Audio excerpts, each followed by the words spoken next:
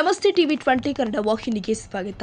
ರಾಯಚೂರು ಜಿಲ್ಲೆಯ ದೇವದುರ್ಗ ತಾಲೂಕಿನ ಜಾಲಹಳ್ಳಿ ಗ್ರಾಮದಲ್ಲಿ ಇಂದು ಕರ್ನಾಟಕ ಪ್ರಾಂತ್ಯ ರೈತ ಸಂಘ ಗ್ರಾಮ ಸಮಿತಿ ವತಿಯಿಂದ ಭಾರೀ ಧರಣಿ ನಡೆಯಿತು. ಜಾಲಹಳ್ಳಿ ಪ್ರಾಥಮಿಕ ಕೃಷಿ ಪತ್ತಿನ ಸಹಕಾರ ಸಂಘದ ಎದುರು ನಡೆದ ಪ್ರತಿಭಟನೆಯಲ್ಲಿ ಸಹಕಾರ ಸಂಘದಲ್ಲಿ ಕಳೆದ 2 ವರ್ಷಗಳಿಂದ ನಡೀತಾ ಇರುವ ಭ್ರಷ್ಟಾಚಾರ, ಸೃಜನ ಪಕ್ಷಪಾತ ಹಾಗೂ ಅಧಿಕಾರ ದುರುಪಯೋಗವನ್ನು ಖಂಡಿಸಿ ರೈತರು ಆಕ್ರೋಶ ವ್ಯಕ್ತಪಡಿಸಿದ್ದಾರೆ. ಪ್ರತಿಭಟನಾಕಾರರು ಮಾತನಾಡಿ, ಸಹಕಾರಿ ಸಂಘವು ರೈತರ ಆರ್ಥಿಕ ಬೆನ್ನೆಲುಬಾಗಿರುವುದು ಸಂಸ್ಥೆಯಾಗಿದ್ದರೂ ಕೆಲ ಅಧಿಕಾರಿಗಳು ಹಾಗೂ ಆಡಳಿತ ಮಂಡಳಿ ಸದಸ್ಯರು ಅದನ್ನು ವೈಯಕ್ತಿಕ ಲಾಭದ ಸಾಧನವಾಗಿ ಬಳಸಿಕೊಂಡಿದ್ದಾರೆ ಅಂತ ಆರೋಪಿಸಿದರು. ಇದರ ಪರಿಣಾಮವಾಗಿ ರೈತರು ಹಾಗೂ ಸಣ್ಣ ವ್ಯಾಪಾರಸ್ಥರು ಆರ್ಥಿಕ ನಷ್ಟ ಅನುಭವಿಸುತ್ತಿದ್ದಾರೆ ಎಂದು ದೂರಿದರು. ಜಿಲ್ಲಾ ಕಾರ್ಯದರ್ಶಿ ನರಸಣ್ಣ ನಾಯಕ ಮಾತನಾಡಿ, ಕಾರ್ಯದರ್ಶಿ ನೇಮಕಾತಿಯಲ್ಲಿ ಸಹಕಾರಿ ನಿಯಮಾವಳಿ ಹಾಗೂ ಸರ್ಕಾರದ ಮಾರ್ಗಸೂಚಿಗಳನ್ನು ಬಹಿರಂಗವಾಗಿ ಉಲ್ಲಂಘಿಸಲಾಗಿದೆ ಅಂತ ಆರೋಪಿಸಿದರು. ಪಾರದರ್ಶಕತೆ ಮತ್ತು ಮೀಸಲಾತಿ ನಿಯಮಗಳನ್ನು ಕಡೆಗಣಿಸಿ ನೇಮಕಾತಿ ಪ್ರಕ್ರಿಯೆ ನಡೆಸಲಾಗಿದೆ ಅಂತ ಹೇಳಿದರು. ಚಂದಪ್ಪ ಬುದ್ದಿನ್ನಿ ಹೊಸೂರು ಮಾತನಾಡಿ, ಬ್ಯಾಂಕ್ ಖಾತೆಗಳ ಹಣಕಾಸು ವ್ಯವಹಾರಗಳಲ್ಲಿ ಗಂಭೀರ ಅನುಮಾನಗಳಿದ್ರೂ ಕೂಡ ಮೇಲಧಿಕಾರಿಗಳು ಸಮಗ್ರ ತನಿಖೆಗೆ ಮುಂದಾಗಿಲ್ಲ ಅಂತ ಅಸಮಾಧಾನ ವ್ಯಕ್ತಪಡಿಸಿದರು. ಹಾಗಿದ್ರೆ ಪ್ರಮುಖ ಬೇಡಿಕೆಗಳನ್ನ ನೋಡುವುದಾದ್ರೆ ಕಳೆದ 2 ವರ್ಷದ ಹಣಕಾಸು ವ್ಯವಹಾರಗಳ ಕುರಿತು ಸ್ವತಂತ್ರ ತನಿಖೆ ಮಾಡಬೇಕು. ಕಾರ್ಯದರ್ಶಿ ನೇಮಕಾತಿಯನ್ನ ನಿಯಮಾನುಸಾರ ಮರುಪ್ರಕ್ರಿಯೆ ಮಾಡಬೇಕು. ಭ್ರಷ್ಟಾಚಾರದಲ್ಲಿ ಭಾಗಿಯಾದವರ ವಿರುದ್ಧ ಕಠಿಣ ಕ್ರಮ ಕೈಗೊಳ್ಳಬೇಕು. ರೈತರ ಹಣದ ಭದ್ರತೆಗೆ ವಿಶೇಷ ಮೇಲ್ವಿಚಾರಣಾ ಸಮಿತಿ ರಚನೆ ಮಾಡಬೇಕು. ಮೇಲಧಿಕಾರಿಗಳ ಪಾತ್ರವನ್ನು ತನಿಖೆ ವ್ಯಾಪ್ತಿಗೆ ಒಳಪಡಿಸುವುದು. ಕರ್ನಾಟಕ ಪ್ರಾಂತ ರೈತ ಸಂಘದ ಗ್ರಾಮ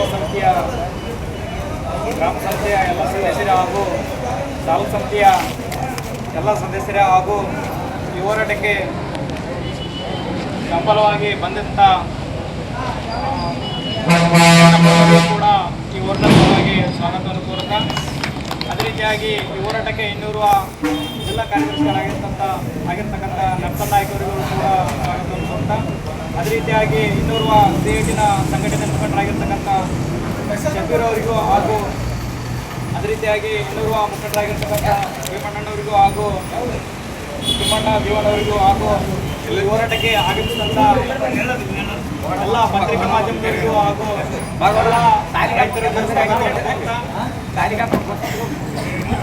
ಈ ಹೋರಾಟ ನಡೆಸಿರುವ ಉದ್ದೇಶ ಏನಂದರೆ, ಈಗಾಗಲೇ 2 ವರ್ಷದಿಂದ ಪ್ರಾಥಮಿಕ ಪತ್ತಿನ ಸಹಕಾರ ಸಂಘದಲ್ಲಿ ಅನೇಕ ರೀತಿಯಲ್ಲಿ ಭ್ರಷ್ಟಾಚಾರ ನಡೆಸತಕ್ಕಂಥದ್ದು ಮತ್ತು ಇಲ್ಲಿ ನೇಮಕಾತಿಯಲ್ಲಿ ಕೂಡ ಮೇಲಧಿಕಾರಿಗಳು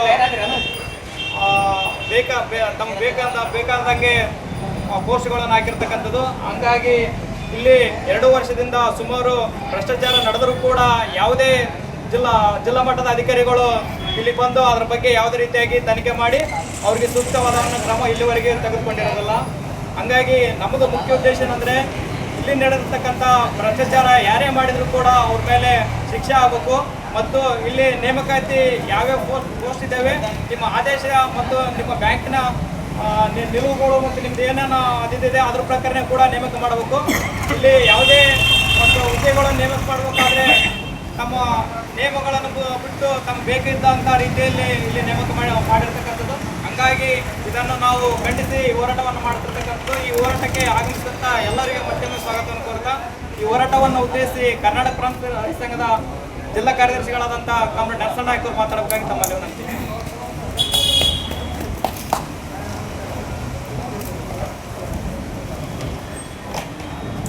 ಕರ್ನಾಟಕ ಪ್ರಾಂತ ರೈತ ಸಂಘ ಗ್ರಾಮ ಸಮಿತಿ ಜಾಲಹಳ್ಳಿ ವತಿಯಿಂದ ಸಹಕಾರ ಬ್ಯಾಂಕಿನಲ್ಲಿ ನಡೀತಕ್ಕಂಥ ಭ್ರಷ್ಟಾಚಾರ ಹಾಗೂ ಹುದ್ದೆ ನೇಮಕಾತಿಯಲ್ಲಿ ಸರ್ಕಾರದ ನಿಯಮಾವಳಿಗಳನ್ನು ಜಾರಿಗೆ ಖಂಡಿಸಿ ಒಂದು ಹೋರಾಟ ನಡೀತಕ್ಕಂಥ ಹೋರಾಟದಲ್ಲಿ ಭಾಗವಹಿಸಿದ ಎಲ್ಲ ಪ್ರಾಂತ ರೈತ ಸಂಘದ ಮುಖಂಡರೇ ಮತ್ತು ಚಂದಪ್ಪ ಬುದ್ದಿನವರೇ ಮತ್ತು ಹಳ್ಳಿಗಳಿಂದ ಬಂದಂಥ ರೈತ ಬಾಂಧವರೇ, ಅಂದರೆ ಇವತ್ತು ಸಹಕಾರ ಬ್ಯಾಂಕಿನ ಉದ್ದೇಶ ಏನು, ಆ ಬ್ಯಾಂಕ್ ಯಾವ ರೀತಿ ನಡಿಬೇಕಾಗಿತ್ತು, ಆ ಬ್ಯಾಂಕಿನಿಂದ ಜಾಲಹಳ್ಳಿಯ ಗ್ರಾಮ ಮತ್ತು ಸುತ್ತಮುತ್ತಲ ಹಳ್ಳಿಗಳಲ್ಲಿ ಸಣ್ಣ ಪುಟ್ಟ ರೈತರಿಗೆ ಮತ್ತು ಸಣ್ಣ ಪುಟ್ಟ ವ್ಯಾಪಾರಸ್ಥರಿಗೆ ಒಂದು ಆರ್ಥಿಕ ಅಭಿವೃದ್ಧಿಗಾಗಿ ಏನು ಕೆಲಸ ಮಾಡಬೇಕಾಗಿತ್ತು ಬ್ಯಾಂಕು, ಆದರೆ ಅದನ್ನು ಬಿಟ್ಟು ಇವತ್ತ ಕಳೆದ 1.5 ವರ್ಷಗಳಿಂದ ಕೇವಲ ರಾಜಕೀಯ ಪ್ರತಿಷ್ಠೆಗಾಗಿ ಮತ್ತು 2 ಗುಂಪುಗಳ ಇಲ್ಲಿ ಆಡಳಿತ ಮಂಡಳಿ ಗುಂಪುಗಳ ವೈಷಮ್ಯದಿಂದ ಇವತ್ತ ಇಡೀ ಬ್ಯಾಂಕಿನ ಮರ್ಯಾದೆ ಮರ್ಯಾದೆ ಹೋಗಿ ಕೊನೆಗೆ ಇರ್ತಕ್ಕಂಥ ವ್ಯವಹಾರ ಮಾಡ್ತಕ್ಕಂಥ ಷೇರುದಾರರು ಮತ್ತು ವ್ಯಾಪಾರಸ್ಥರಿಗೆ ಒಂದು ಆತಂಕ ಸೃಷ್ಟಿಯಾಗಿರ್ತಕ್ಕಂಥದ್ದು. ಅಂದರೆ ಇವತ್ತು ಸಹಕಾರ ಬ್ಯಾಂಕು ಈ ನಮ್ಮ ನೀರಾವರಿ ಪ್ರದೇಶದಲ್ಲಿ ಹಲವಾರು ಯೋಜನೆಗಳು ಆಗಬಹುದಾಗಿತ್ತು.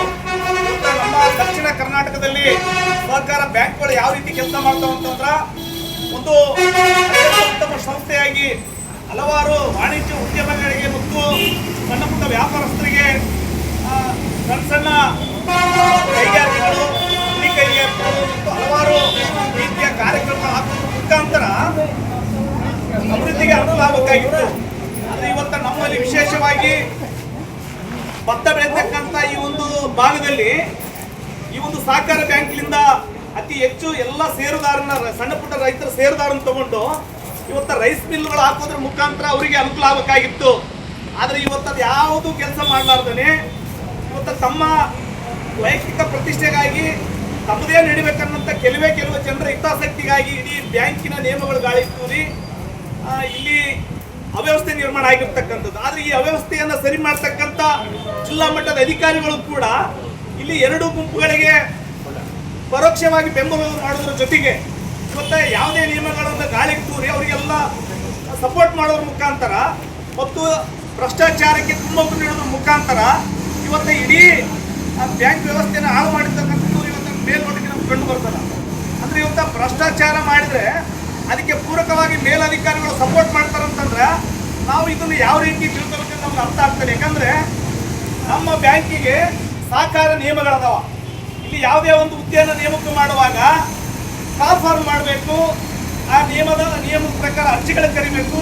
ಅರ್ಜಿಯಲ್ಲಿ ಬಂದಂಥ ಅರ್ಜಿಗಳಲ್ಲಿ ಯಾರು ಅರ್ಹತೆ ಅವರಿಗೆ ಇವತ್ತು ನೇಮಕಾತಿ ಮಾಡಬೇಕಾಗಿತ್ತು.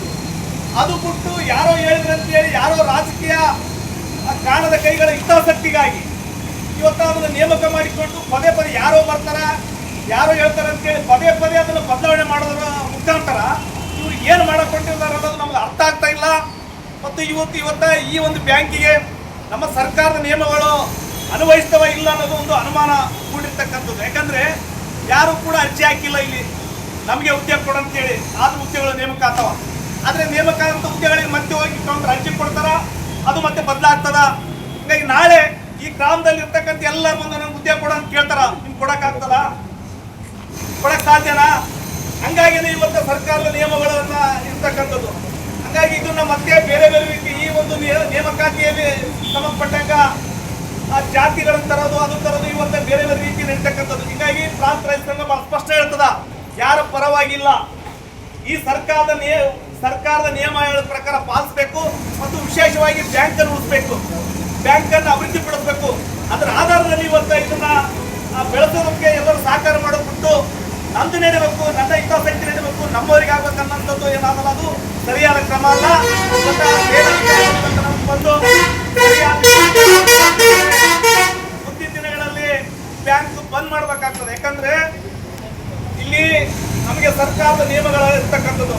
ಆ ನಿಯಮಗಳಿಗೆ ಪೂರಕವಾಗಿ ನೀವು ಕೆಲಸ ಮಾಡಲಿಲ್ಲ ಅಂತಂದ್ರೆ ನಿಮ್ಮ ಮೇಲೆ ಕೂಡ ಕ್ರಮ ಆಗ್ಬೇಕಂತೇಳಿ ಬ್ಯಾಂಕ್ ಬಂದ್ ಮಾಡೋದ್ರ ಮುಖಾಂತರ ನಿಮಗೆ ಎಚ್ಚರಿಕೆ ಕೊಡ್ತೀವಿ. ಯಾಕಂತಂದ್ರೆ ಇಲ್ಲಿ ನನಗೆ ಅರ್ಥ ಆಗ್ತಾ ಇಲ್ಲ, ಮೇಲಧಿಕಾರಿಗಳು ಯಾರು ಬೇಕು ಅವ್ರಿಗೆ ಏನು ಸಪೋರ್ಟ್ ಮಾಡೋದು ಏನೋ ನಮ್ಗೆ ಅರ್ಥ ಆಗ್ತಿಲ್ಲ. ಯಾಕಂದ್ರೆ ಇಲ್ಲಿ ಆಗ್ತಂತ ಭ್ರಷ್ಟಾಚಾರವನ್ನ ಇವತ್ತ ಯಾರಾದ್ರೂ ಅದನ್ನು ತಗೊಂಡು ಮತ್ತೆ ನಾನು ಅದನ್ನ ಖಾತೆಗೆ ತುಂಬಿ ನಾನು ಸಾಧ್ಯ ಅನ್ನೋ ರೀತಿಯಲ್ಲಿ ವರ್ತನೆ ಮಾಡ್ತಕ್ಕಂಥದ್ದು ಏನಾದಲ್ಲ, ಅದು ಸರಿಯಾದ ಕ್ರಮ ಅಲ್ಲ. ಯಾರೇ ತಪ್ಪು ಮಾಡಿರಲಿ ಮತ್ತು ನಾವು ಯಾರು ಪರ ಯಾರು ವಿರೋಧ ಅಲ್ಲ, ಬ್ಯಾಂಕಿನ ನಿಯಮಗಳಿಗೆ ಯಾರು ವಿರುದ್ಧ ಅದಲ್ಲ ಅವರೆಲ್ಲರ ಮೇಲೆ ಕ್ರಮ ಆಗಬೇಕು. ನಮ್ಮ ಪ್ರಾಂತ ರೈತ ಸಂಘ ಬಹಳ ಸ್ಪಷ್ಟ ಒತ್ತಡ ಮತ್ತು ಒತ್ತಾಯ. ಹೀಗಾಗಿ ಅಧಿಕಾರಿಗಳು ನಮಗೆ ಬಂದು ಯಾವ ರೀತಿ ಉತ್ತರ ಕೊಡ್ತಾರ, ಚರ್ಚೆ ಮಾಡ್ತಾರ, ಅದರ ಆಧಾರದಲ್ಲಿ ನಮ್ಮ ಹೋರಾಟದ ಮುಂದಿನ ರೂಪುರೇಷೆಗಳು ನಾವು ತೀರ್ಮಾನ ಮಾಡ್ತೀವಿ. ಹೀಗಾಗಿ ಬೇರೆ ರೀತಿಯಲ್ಲಿ ನಮಗೆ ಈ ಹೋರಾಟ ಸಂದರ್ಭದಲ್ಲಿ ವಿಶೇಷವಾಗಿ ನಮ್ಮ ಮುಖಂಡರ ಮೇಲೆ ಕರೆದು ನಂಬಿಕೆ ಹಾಕೋದು, ಬೆದರಿಕೆ ಹಾಕ್ತಕ್ಕಂಥ ಈ ಒಂದು ಕೆಲಸಗಳು ಪೊಲೀಸ್ ಇಲಾಖೆಯಿಂದ ನಡೀತಕ್ಕಂಥದ್ದು ಬಹಳ ಸ್ಪಷ್ಟ ನಮಗೆ ನೋವು ಆಗ್ತದೆ. ಯಾಕಂದ್ರೆ ನಾವು ಜನ ಚಳವಳಿ ಕೆಲಸ ಮಾಡ್ತಕ್ಕಂಥ ನಮ್ಮನ್ನು ಕರೆದು ನೀವು ಹಾಗೆ ಮಾಡಬೇಡ್ರಿ, ನೀವು ಹಿಂಗೆ ಮಾಡಬೇಡ್ರಿ, ರೌಡಿ ಶೀಟರ್ ಇರ್ತಕ್ಕಂಥ ಈ ಪೊಲೀಸ್ ಇಲಾಖೆ ಇವತ್ತು ಇಡೀ ಸಮಾಜದಲ್ಲಿ ಮಟ್ಟಕ ನಡೀತದ, ವಿಸ್ಫೋಟ ನಡೀತದ, ಏನೆಲ್ಲ ಅಕ್ರಮ ಚಟುವಟಿಕೆ ನಡೀತದ ನಮ್ಗೇನು ಗೊತ್ತಿಲ್ಲ ಅಂತಲ್ಲ, ಎಲ್ಲ ಗೊತ್ತಿದ್ರು ಕೂಡ ಅದನ್ನು ಕಡಿವಾಣ ಹಾಕೋದು ಬಿಟ್ಟು ಚಳವಳಿ ಮಾಡೋರ ಮೇಲೆ ನೀವು ಬೆದರಿಕೆ ಹಾಕೋದು, ಆ ಸೈನ್ ತಗೋದು, ಆ ರೀತಿಯಾಗಿ ಮಾಡಿದ್ರೆ ಚಳವಳಿಗಾರರನ್ನ ನೀವು ಬೆದರಿಸಕ್ಕಾಗಿಲ್ಲ. ಯಾಕಂದ್ರೆ ನಮಗೂ ಕಾನೂನು ಗೊತ್ತು. ಈ ನೆಲದ ಕಾನೂನು ಗೊತ್ತು, ಈ ದೇಶದ ಕಾನೂನು ಗೊತ್ತು. ಅದರ ಆಧಾರದಲ್ಲಿ ನಾವು ಕೆಲಸ ಮಾಡ್ತೀವಿ. ನಾವು ಯಾರ ವಿರುದ್ಧನಲ್ಲ, ಯಾರ ಪರನಲ್ಲ. ಹಾಗಾಗಿ ನಮಗೆ ಇರ್ತಕ್ಕಂಥದ್ದು ಈ ಬ್ಯಾಂಕನ್ನ ಸರಿಯಾದ ರೀತಿಯಲ್ಲಿ ಸಾರ್ವಜನಿಕವಾಗಿ ಸಣ್ಣ ಪುಟ್ಟ ರೈತರಿಗೆ, ಸಣ್ಣ ಪುಟ್ಟ ವ್ಯಾಪಾರಸ್ಥರಿಗೆ ಎಲ್ಲರಿಗೂ ಅನುಕೂಲ ಆಗೋ ರೀತಿಯಲ್ಲಿ ನಡೆಸಬೇಕು. ಮತ್ತು ಮುಂದಿನ ದಿನಗಳಲ್ಲಿ ರೈತರು ಕೂಡ ಆಲೋಚನೆ ಮಾಡಬೇಕು. ಯಾರು ಬೇಕು ಅವ್ರನ್ನ ಬೆಳೆಸಿ ಇವತ್ತು ಇಡೀ ಬ್ಯಾಂಕ್ ಅವ್ಯವಸ್ಥೆಯಾಗಿದೆ. ನಿಜವಾದ ರೈತರು ಇವತ್ತು ಆಯ್ಕೆಯಾಗಿ ಬರಬೇಕು, ಸಾರ್ವಜನಿಕ ಪರವಾಗಿ ಕೆಲಸ ಮಾಡೋಂತ ಬರಬೇಕು. ಆ ನಿಟ್ಟಿನಲ್ಲಿ ಇವತ್ತು ಬ್ಯಾಂಕ್ ಉಳಿಸಬೇಕು. ಮತ್ತು ನಮಗೆ ಸರಿಯಾದ ರೀತಿ ಉತ್ತರ ಕೊಡಲಿಲ್ಲ ಅಂದ್ರೆ ನಮ್ಮ ಹೋರಾಟದ ರೂಪರೇಷೆಯನ್ನು ಬದಲಾಗ್ತದ. ಯಾಕಂದ್ರೆ ನಮಗೆ ಕೇಸ್ ಹಾಕ್ತೀವಿ, ಅದಾಗ್ತೀವಿ ಅಂತ ಹೇಳಿ ಗಮನಿಸಕ್ಕಾಗಲ್ಲ. ಸರಿಯಾದ ರೀತಿಯಲ್ಲಿ ಕಾನೂನು ಪ್ರಕಾರ ನಮ್ಗೆ ಉತ್ತರ ಕೊಡಬೇಕು. ಅದರ ಆಧಾರದಲ್ಲಿ, ಯಾಕಂದ್ರೆ ನಿಮಗೂ ಒಂದೇ ಕಾನೂನು, ನಮಗೂ ಒಂದೇ ಕಾನೂನು. 10 ರೂಪಾಯಿ ಕಳು ಮಾಡಿದವನಿಗೆ ಶಿಕ್ಷೆ ಆದ, 10 ಲಕ್ಷ ಕಳು ಮಾಡಿದವನಿಗೆ ಶಿಕ್ಷೆ ಆದ. ಆ ಕಾನೂನು ಪ್ರಕಾರ ಯಾರು ಏನು ತಪ್ಪು ಮಾಡ್ಯಾರ ಅವ್ರ ಮೇಲೆ ಕ್ರಮ ಆಗಬೇಕನ್ನೋದು ರೈತ ಸಂಘದ ಒತ್ತಾಯ ಇರ್ತಕ್ಕಂಥದ್ದು. ಹಾಗಾಗಿ ಈ ಹೋರಾಟದಲ್ಲಿ ಬಂದಂತ ತಮ್ಮೆಲ್ಲರನ್ನ ಮತ್ತೊಮ್ಮೆ ಅಭಿನಂದನೆಗಳನ್ನು ಸಲ್ಲಿಸೋದ್ರ ಜೊತೆಗೆ ಅಧಿಕಾರಿಗಳು ಯಾವ ರೀತಿ ನಮ್ಗೆ ಉತ್ತರ ಕೊಡ್ತಾರೆ ಅದರ ಆಧಾರದಲ್ಲಿ ಮುಂದಿನ ಹೋರಾಟದ ರೂಪುರೇಷೆಯನ್ನು ಮಾಡೋಣ ಅಂತ ಹೇಳೋದ್ರ ಜೊತೆಗೆ ನಮಗೆ ಮಾತನಾಡಲು ಅವಕಾಶ ಕೊಟ್ಟಂತೆ ಈ ಸ್ಥಳೀಯ ಸಮಿತಿಗೆ ವಂದಿಸಿದ ಮಾತನ್ನು ನಾಯಕರು ಧನ್ಯವಾದಗಳು. ಅದೇ ರೀತಿಯಾಗಿ ಈ ಹೋರಾಟವನ್ನು ಉದ್ದೇಶಿಸಿ ದಯವಿಟ್ಟಿನ ಮುಖಂಡರಾದಂಥ ಕಾಮ್ರೇಡ್ ಗಿರಿಯಪ್ಪ ಪೂಜಾರಿಯವರು ಕೂಡ ಮಾತಾಡೋದಕ್ಕಾಗಿ ತಮ್ಮಲ್ಲಿ ವಿನಂತಿಸಿಕೊಳ್ತೇವೆ.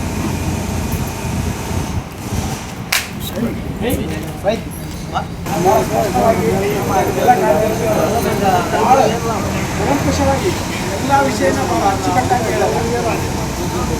ಸಹಕಾರ ಇಲಾಖೆ ಅಂದರೆ 2 ಲಿಂಗ. ಅದರ ಅರ್ಥೇನಂದ್ರೆ ನಾನು ಕಳು ಮಾಡ್ತೀನಿ, ನೀನು ಕಳು ಮಾಡು, ನಾವಿಬ್ಬರು ಒಂದಾಗಿರಮಾನ ಅಂತ ಒಂದು ನಮಗೆ ಅದು ಲಾಸ್ ಹಾಕತ್ತದ ಆ ಇಲಾಖೆಯ ಸಿಂಬಲ್ ನೋಡಿದ ಇಲ್ಲಿ ಈ ಇಲಾಖೆಯಲ್ಲಿ ಮುಂದೆ ಭಾಳಷ್ಟು ಭ್ರಷ್ಟಾಚಾರ ಆಗ್ಯದಂತ ಈಗಲೂ ಆಗ್ಯದ. ಹಿಂದಿನ ಬಗ್ಗೆ ಯಾರು ಇವತ್ತಿನವರಿಗೆ ಕೆಲವರು ಮಾಜಿ ನಿರ್ದೇಶಕರು ಅವರೆಲ್ಲ ಫೈಟ್ ಮಾಡಿದ್ರು, ಯಾರಿಗೆ ಪನಿಷ್ಮೆಂಟ್ ಆಗಲಿಲ್ಲ. ಬಟ್ ಈಗಲೂ ಕೂಡ ಅದು ಎಷ್ಟೇ ಮಾಡಲಿ ಒಂದು ರೂಪಾಯಿ ಅಂತರ ಆದಾಗ ಇಷ್ಟಿಂದ್ರೂ ಅದ್ರಂಗ ನಾನು ಆ ಮಾತು ಅನ್ನಂಗಿಲ್ಲ ಅಂತಾರಲ್ಲ, ಅಲ್ಲ ಅಂತರಂಗ ನಾವು ಅನ್ನಂಗಿಲ್ಲ ಅದನ್ನು ಈ ರೀತಿಯಾಗಿ ವಿಶೇಷವಾಗಿ ಈ ಸಹಕಾರ ಇಲಾಖೆಯಲ್ಲಿ